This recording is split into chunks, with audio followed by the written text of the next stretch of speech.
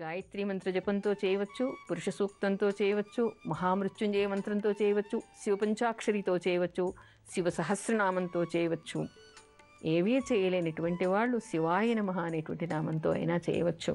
తేనెతో అభిషేకించవచ్చు, ఆవు నేతితో అభిషేకించవచ్చు, లేదా ఆవు పాలు పట్టిక బెల్లంతో కలిపి అభిషేకం చేయవచ్చు.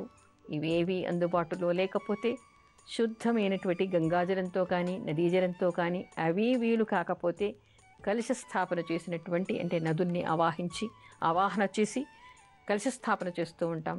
అలా చేసినటువంటి కలశంలోని నీళ్లతో కూడా, శుద్ధోదకంతో కూడా ఈశ్వరుడికి అభిషేకం చేయవచ్చు.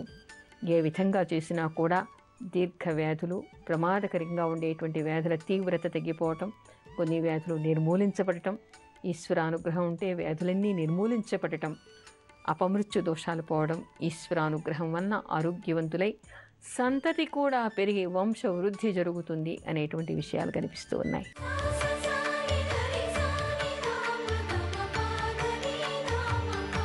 శివాయ నమః.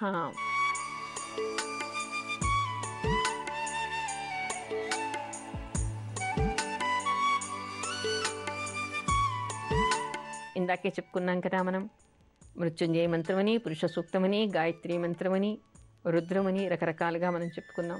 అవి చేయటానికి ఉపదేశమైనా కావాలి, ఉపదేశం ఉన్నటువంటి వాళ్ళైనా మీకు అందుబాటులో ఉండాలి.